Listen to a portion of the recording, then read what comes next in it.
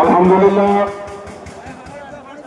সংগ্রামী দেশবাসী, আমরা ইতিমধ্যে কোরআনুল কারীম থেকে তেলাওয়াত তার অর্থ এবং পরিবর্তিত একটি অসাধারণ সুন্দর হামদ পরিচালনা শুনলাম।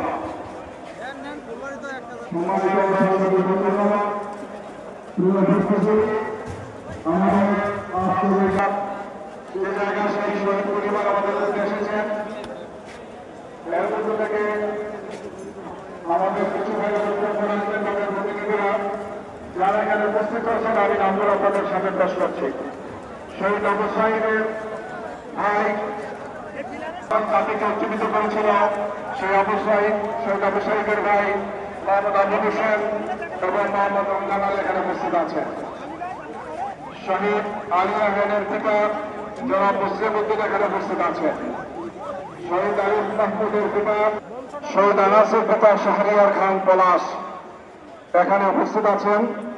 এছাড়াও আছেন শহীদ শাহরিয়ার হাসান আলহিয়ার পিতা জনাব আবুল হাসান।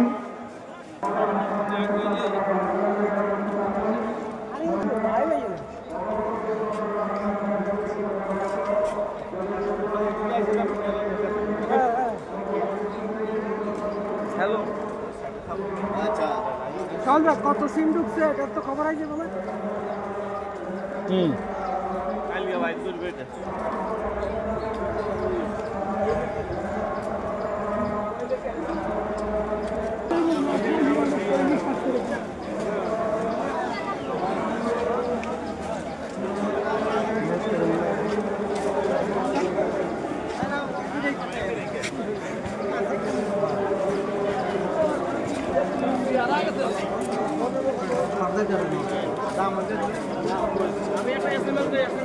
ওই দিন কেন তো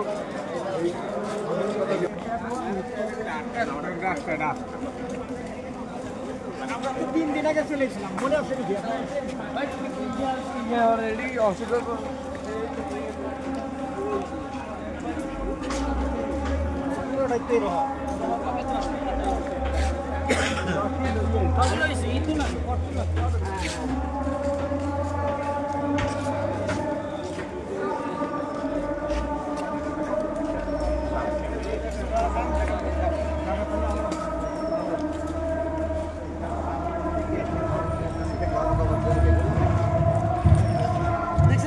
করে আড়ে দিই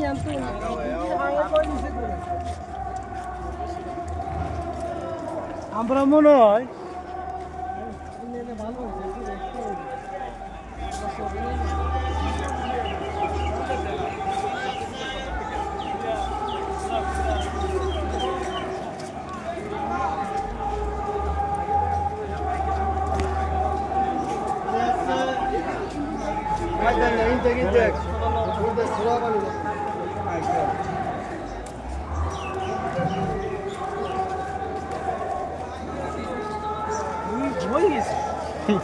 মানুষ কোনায় ওই গাছে তলে তো কি শান্তির গো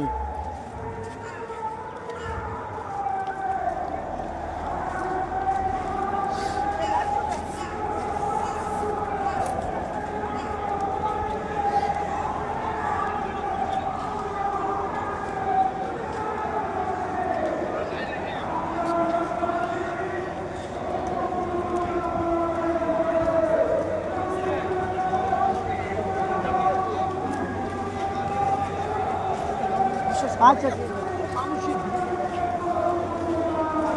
এটা কিন্তু পিছন সাইড কিন্তু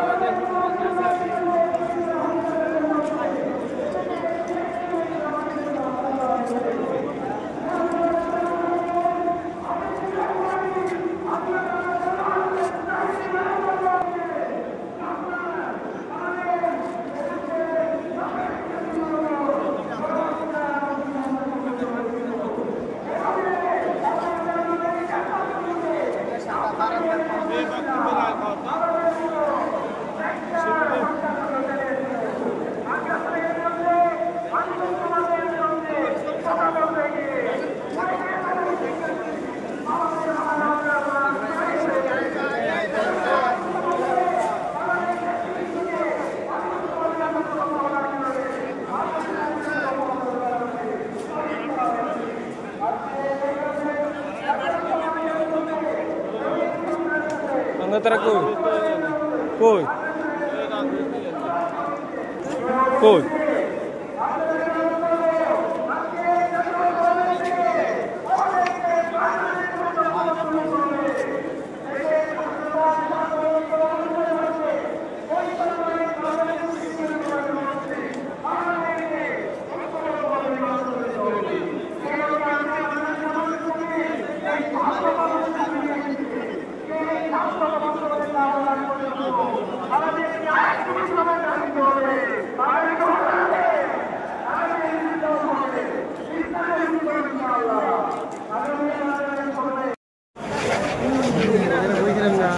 গান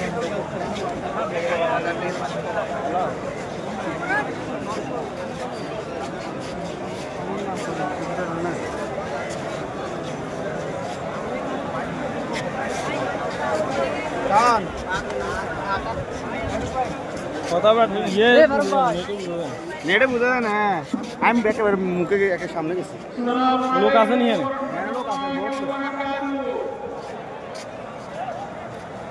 এখানে আলহামদুলিল্লাহ রাব্বিল আলামিন ওয়াসসালাতু ওয়াসসালামু আলা সাইয়্যিদিল মুরসালিন ওয়া আলা আলিহি ওয়া সাহবিহি আজমাইন। সংগ্রামী ভাইরা সবাই আপনারা কেমন আছেন? ভালো আছেন? আমরা আল্লাহর শুকরিয়া আদায় করি, সবাই বলি আলহামদুলিল্লাহ। আমি অনুরোধ করছি সেই ফ্যাসিবাদীদের যারা সরকারি খুনি হাসিনার সাথে বৈঠক করেছিল আজকে, তারা শিল্পপতি ছিল বাংলাদেশের সবচেয়ে ক্ষমতাধর ব্যক্তিবর্গ এবং শেখ হাসিনাকে তারা শক্তি লুকিয়েছিল এবং বলেছিল এই আন্দোলনকে দমাতে আমরা আপনার পক্ষে আছি। কিন্তু আল্লাহর ইচ্ছায় তারা সফলতা অর্জন করেনি, কারণ জালিমরা কখনো সফল হয় না। আপনারা জানেন আমার পাবলিক ইউনিভার্সিটির বাইরে যখন সংস্কৃতির পরে তাদের আওয়াজকে দমিয়ে ফেলা হয়েছিল, এই প্রাইভেটের শিক্ষার্থীরা বুকের টানা রক্ত নিয়ে এই আন্দোলনকে সক্রিয় করেছিল। এই কর্মীর বাইরে আন্দোলনকে সক্রিয় করেছিল 18 জুলাই থেকে। বাংলাদেশের প্রতিটা শ্রেণীর পেশার মানুষ এই আন্দোলনকে সক্রিয় করেছিল 18 জুলাই থেকে। আমাদের পক্ষে কিছু সম্ভব বাংলা দিলাম না, যদি বারে বারে একটি কথাই বলবো, আমি অনুরোধ করছি দেশবাসীর সময়কাল